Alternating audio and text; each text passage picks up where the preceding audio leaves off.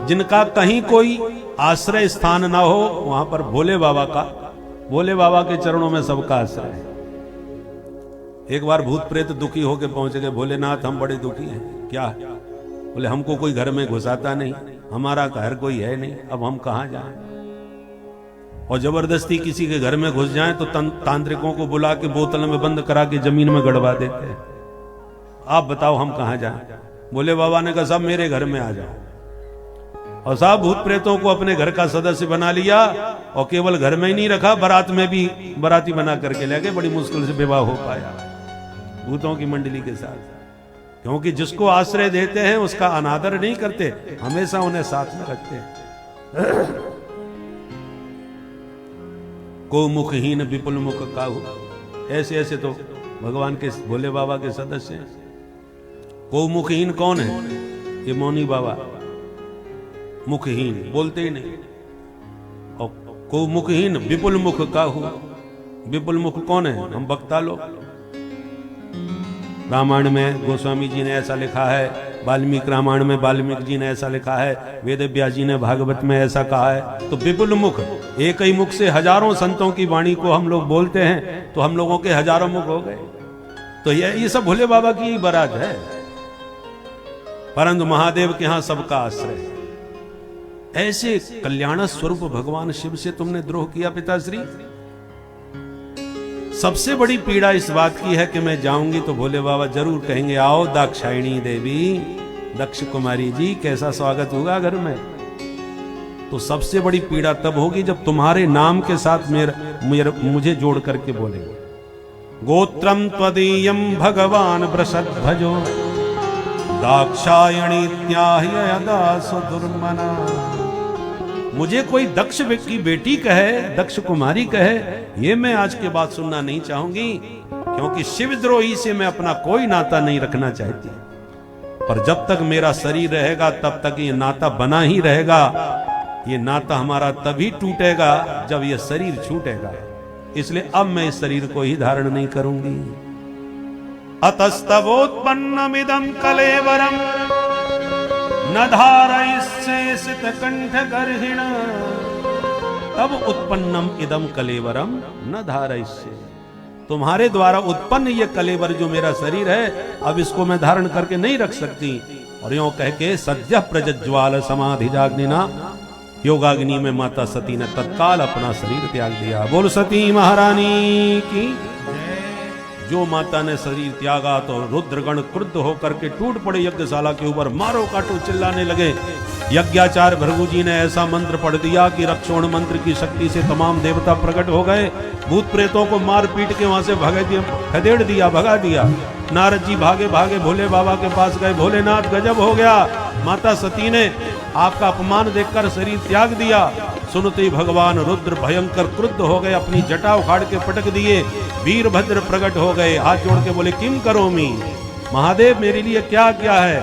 भोलेनाथ ने कहा दक्षम सयज्ञम जहि, दक्ष को यज्ञ सहित समाप्त कर दो। आदेश मिलते ही भयंकर काल बन करके चल पड़े वीरभद्र। असंख्य भूतों की विशाल भीड़ पीछे लग गई। कराल दृष्टो ज्वलदग्नि मूर्धजा कपाल माली विविधायुधायुध। ऐसा भयंकर तूफान, भूत प्रेतों का शरीर वायु प्रधान होता है, इसलिए इतना भयंकर तूफान और आंधी आकाश में छाई कि दूर यज्ञशाला के देवता घबरा गए। देखो देखो कैसी आंधी आ रही है। एक बोला आंधी का मौसम तो ये है नहीं, बिना मौसम की आंधी कहां से आ गई। दूसरा बोला मुझे लगता है ये आंधी बांधी कुछ नहीं है, कहीं डकैती पड़ी है, सो चंबल के डकैत भाग रहे होंगे। दूसरा बोला अरे डकैत हो ही नहीं सकते, इस समय तो महाराज बहुत खतरनाक शासन चल रहा है। बड़े बड़े अपराधी स्वयं जेल में जाके अपने प्राण बचाने में अपने को सुरक्षित समझ रहे हैं। कब किसकी गाड़ी कहां पलट जाए कोई भरोसा नहीं, इसलिए ये डकैत नहीं हो सकते, अपराधी नहीं हो सकते, क्योंकि कब किसके सिर पर बुलडोजर चल जाए क्या पता। जय सिया राम, जय सिया राम। इसलिए बोले नहीं संति दस्यवः, ये अपराधी दस्यु नहीं हो सकते, क्योंकि प्राचीन वरही जीवति होग्र दंडः। इस समय बड़ा कठोर दंड देने वाले राजा प्राचीन वरही जीवित हैं। तो ये है क्या मामला। गावो न कालियंत इदम कतो रोजो, ये गाय के आने का भी समय नहीं है, तो ये तूफान कैसा है। जब तक कुछ समझ में आता तूफान ने घेर लिया यज्ञशाला को। जो भूत प्रेत नजर आए देवता घबराए, जोर से चिल्लाए, भागो, भगवान रुद्र हो गए क्रुद्ध। परंतु वीरभद्र ने आदेश दिया, पकड़ लो, एक न जाने पावे। जिसने भी यज्ञ में भाग लिया है वो भाग लेके ही भागेगा यहाँ से, कोई खाली हाथ नहीं जाएगा यहाँ से। टूट पड़े साहब भूत प्रेत देवताओं के ऊपर। भृगुम बबंद मणिमान वीरभद्र प्रजापति चंडी संपूषणम देवम भगम नंदी स्वरूप ग्रहित। किसी ने भृगु जी को पकड़ लिया तो किसी ने यज्ञ के जजमान दक्ष को पकड़ लिया, सब देवी देवताओं को बंधक बना लिया। अब तो जो उपद्रव मचाया भूत प्रेतों ने, यज्ञ की बल्लियों को उखाड़ना प्रारंभ कर दिया। कोई भंडार गृह में घुस गए तो कोई खीर के कुंड में कूद कूद के हर हर महादेव, कोई रास्ते में डुबकी लगा रहे तो कोई खीर में नहा रहे, सारा भंडारा चौपट कर दिया। अंत में यज्ञाचार्य भृगु जी को पकड़ के उनकी दाढ़ी उखाड़ के हवन कुंड में स्वाहा। पूषा देवता में ऐसा मुक्का मारा कि 32 बाहर, भग देवता की दोनों आंखें नोच करके निकाल ली बाहर। अंत में दक्ष को पटक के मुंडी मरोड़ के सिर उखाड़ करके हवन कुंड में स्वाहा। बोल शंकर भगवान की जय। हर हर महादेव। सारा यज्ञ विध्वंस चौपट करके भाग गए सारे भूत प्रेत। देवता बेचारे रोते रोते ब्रह्मा जी के पास गए, हे विधाता, बड़े बड़े यज्ञ देखे पर जिंदगी में ऐसा यज्ञ आज तक नहीं देखा, क्या हुआ? अरे सरकार क्या करें, हम देवता तो मंत्रों के अधीन होते हैं। पंडित जी ने मंत्र पढ़े तो हम चले गए, मंत्राधीना देवता। गए थे अपना भाग लेने के लिए, महाराज मिला जुला कुछ नहीं, हमारा ही भाग और चला गया। देखो हमारी क्या दुर्दशा हुई है। ब्रह्मा जी ने कहा, बिना विचारे जो करे सो पाछे पछताए। यज्ञ में भाग मेरा भी था, भगवान नारायण का भी था, पर हम दोनों इसलिए नहीं गए क्योंकि हमारे महादेव नहीं बुलाए गए। तो हम तीनों जहां उपस्थित नहीं थे वहां तुम कैसे गए? विचार करना चाहिए। सब देवताओं ने कान पकड़ लिया, अब खाई सो खाई, आंगे खाएं तो राम दुहाई। सौगंध खाते हैं जिंदगी में आज के बाद ये गलती कभी नहीं करेंगे, परंतु आज तो हमें ठीक कर दो। ब्रह्मा जी ने कहा, महादेव की शरण में जाओ, वही ठीक करेंगे। वो आशुतोष हैं, बहुत जल्दी खुश होते हैं। देवता बोले, ना ना, उनके पास तो हम भूल के भी नहीं जाएंगे, उन्हीं के गणों ने दुर्दशा की, आप उन्हीं के पास भेज रहे हो। ब्रह्मा जी ने कहा, महादेव को अभी तुम जानते नहीं, बहुत जल्दी खुश होते हैं। अच्छा चलो मैं चलता हूं। तब ब्रह्मा जी को आगे करके देवता हिम्मत बांध के आए। दूर से ही ब्रह्मा जी को देखकर महादेव ने खड़े होकर प्रणाम करके आसन दिया, क्योंकि ब्रह्मा जी की भ्रकुटी से रुद्र प्रकट भये हैं, तो पिता का स्थान उनको प्रदान करते हैं। यथार्भ का कैसे प्रणाम किया? अर्हत तमः कस्य यथैव विष्णु, यथा विष्णु वामनः कस्य कश्यपस्य।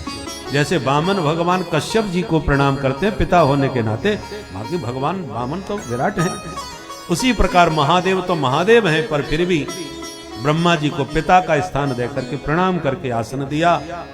तो ब्रह्मा जी देवताओं को इशारा किए, बिल्कुल मूड ठीक है, तुम जल्दी से माफी मांग लो। इसी समय सब देवता चरणों में गिर के स्तुति करने लगे। आप भी प्रणाम करके स्तुति करें भगवान की। कर्पूर गौरम करुणावतारम, कर्पूर गौरम करुणावतारम, संसार सारम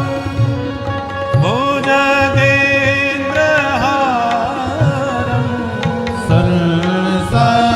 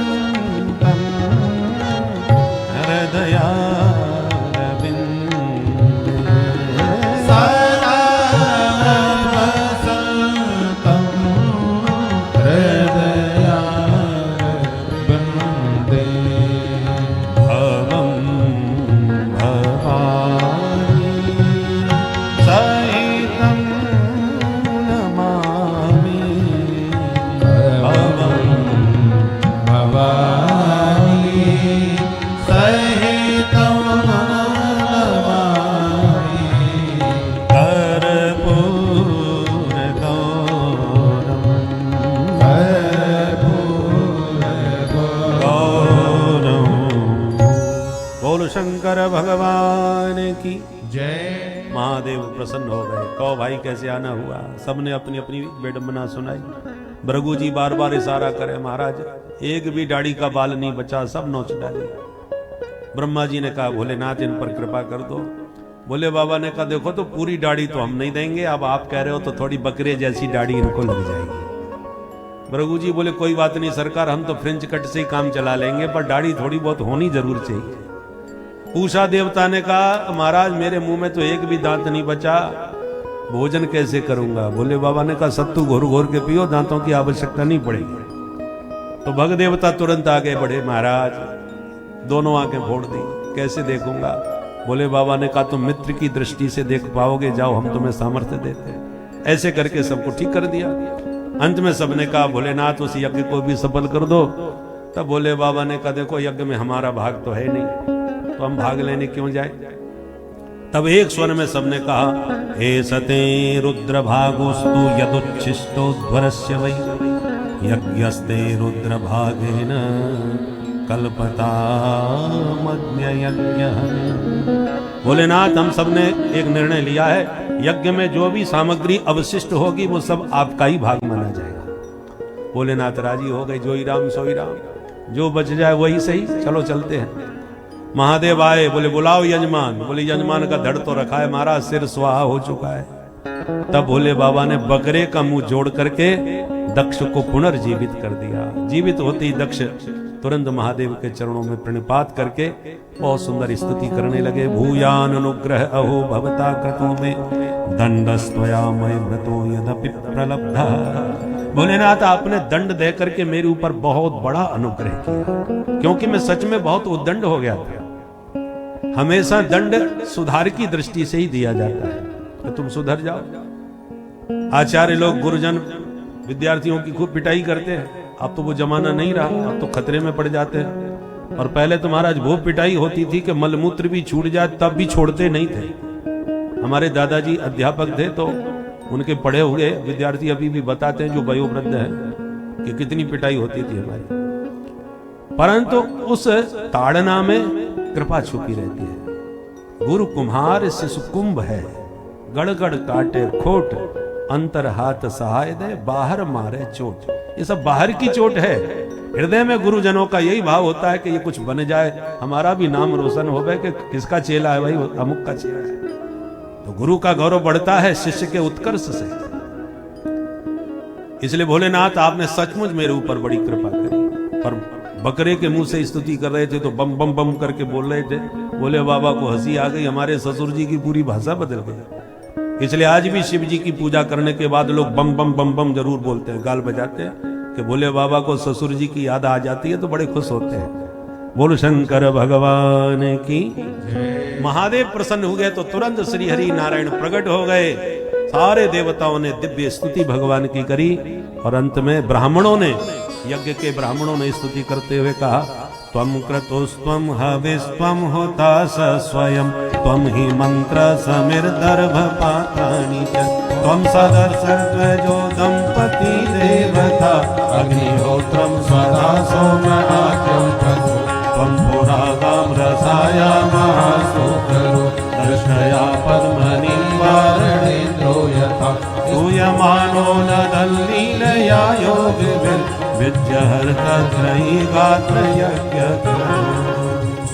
त्वम क्रतुः त्वम हविः। प्रभु आप साक्षात यज्ञ के ही स्वरूप हो, आप ही मंत्र हो, आप ही यजमान हो, आप ही ब्राह्मण हो, सब यज्ञ के जितने अंग हैं सब आपके ही स्वरूप हैं। भगवान ने सबको समझाते हुए कहा कि अहम ब्रह्मा च सर्वस्य जगतः कारणम परम। मुझ में और शिव में जो भेद रखते हैं उनकी साधना कभी सफल नहीं हो सकती। शिव द्रोही मम दास कहावा, सो नर मोह सपने नहीं भावा। हरि और हर में कोई अंतर नहीं है। शिवस्य हृदयम विष्णो, विष्णोस्य हृदयम शिवः, ईशदप्यंतरम कृत्वा रौरवम नरकम व्रजे। हरि और हर में किंचित भी कोई भेद रखता है वो रौरव नरक का गामी होता है। इसलिए दोनों में कोई भेद नहीं। अब राम जी जैसा शिव भक्त कोई नहीं तो शिव जी जैसा राम भक्त भी कोई नहीं। केवल राम कथा कहने वाले महादेव राम नाम की महिमा को कितना मुक्त कंठ गाते हैं।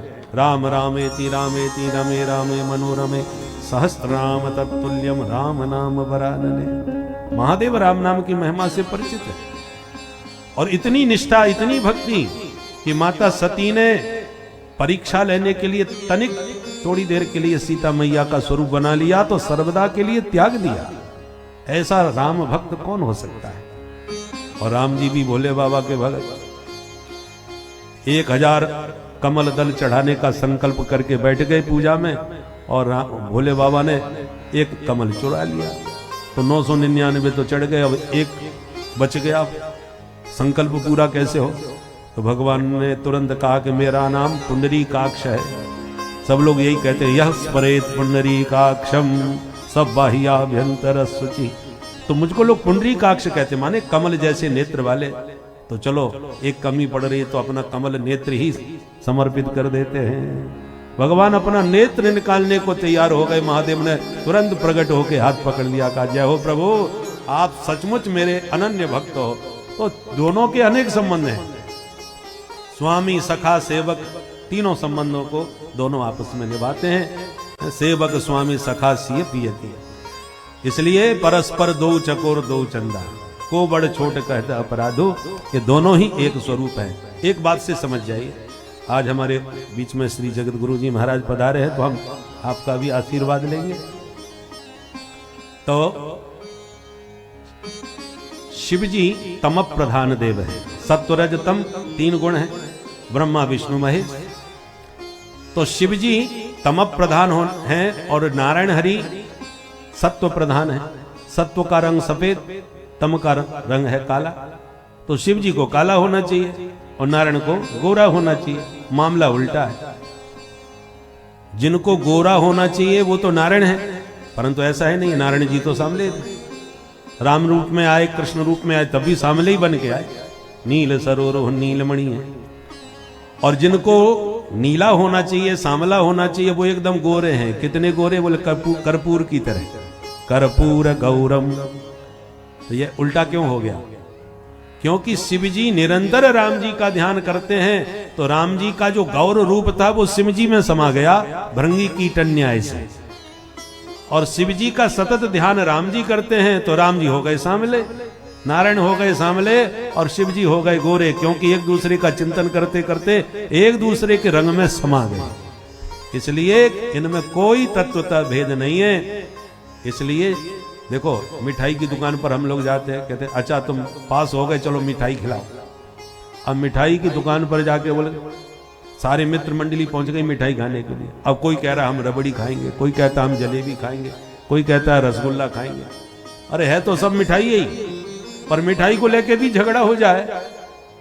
अरे कुछ भी खाओ, जिसको जो पसंद आवे सो खाओ, मुंह मीठा करना है। इसलिए अखिलम मधुरम, भगवान माधुर्य रूप हैं, परंतु भगवान के मधुरता की अनेक मिठाइयां अनेक देवताओं के रूप में प्रकट हैं। तुम्हें जिस मिठाई में स्वाद आवे उसका स्वाद लो, दूसरे की मिठाई की बिल्कुल निंदा न करो भाई। चाहे राम जी हो, चाहे श्याम जी हो, चाहे भोले बाबा हो, ये सारे देवता एक ही स्वरूप है। अनेक रूप रूपाय विष्णवे प्रभ विष्णवे एकम सद्विप्रा बहुधा वदंती। इसलिए कोई किसी देवता की निंदा नहीं करना चाहिए। आपको जिसमें स्वाद आवे उस मिठाई का आनंद लो। हमारे यहाँ तो 56 भोग है, इतनी मिठाइयां हैं कि चाहे जितना चकाचक खाओ सबका स्वाद ले सकते हो। एक में भी ज्यादा स्वाद आता है तो उसका स्वाद लो। अब जिनके यहाँ मिठाई दूसरी है ही नहीं, केवल दाल रोटी यही है, खाओ तो खाओ। और यदि तुमने दाल रोटी पर टीका टिप्पणी कर दिया, प्रश्न चिन्ह लगा दिया, तो तन सर से क्या जुदा, तुरंत वो मार कर तलवार लेने खड़े हो जाते हैं। तुमने हमारे मिठाई की निंदा क्यों कर दी? क्योंकि तुम्हारे पास एक ही मिठाई है और हमारे पास 56 भोग हैं, एक में स्वाद नहीं आ रहा, चलो दूसरी मिठाई खाओ। बोलो राधे राधे। इसलिए कोई भेदभाव तत्वता नहीं है, ये केवल अज्ञानता का ही भ्रम होता है। माता सती ने जो शरीर त्यागा था वो अगले जन्म में हिमालय की पुत्री पार्वती बन के प्रकट हुई। बरों शंभु न तो रहो कुमारी के संकल्प से तप किया और महादेव भूतों की बारात लेकर के विधिवत उनसे विवाह संपन्न कर लिए। बोलो शंकर भगवान की। जय। तो ये तो रही बेटियों की बात, आकुति, देवहूति और प्रसूति। अब दो बेटा हैं, प्रियव्रत और उत्तानपाद।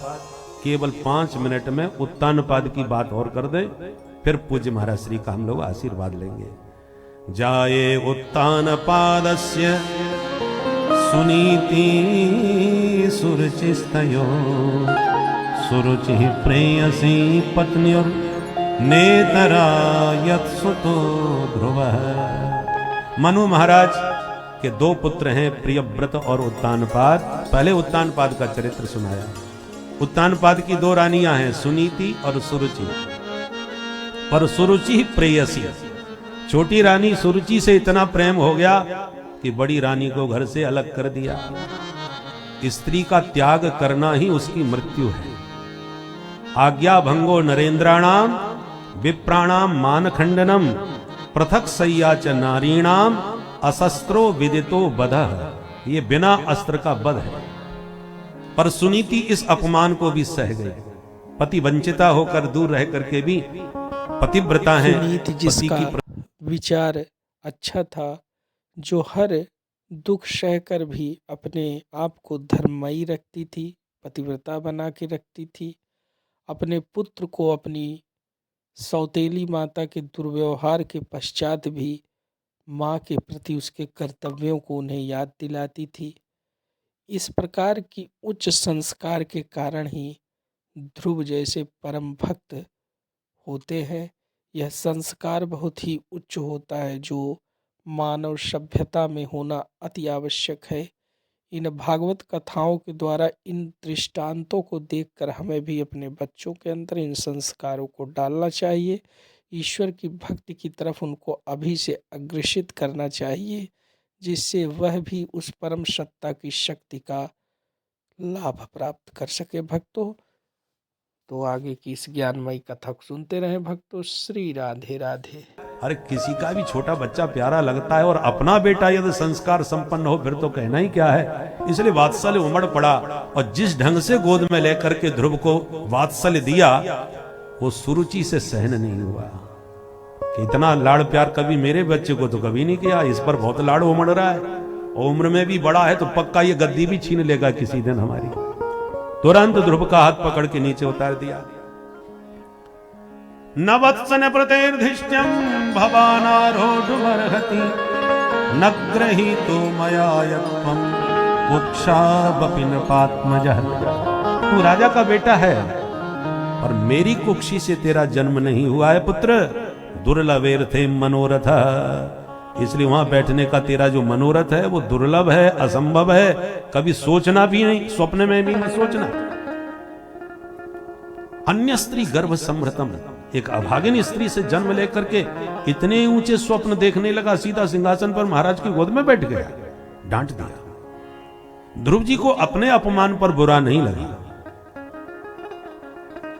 परंतु जब अभागिन सुनीति से कहा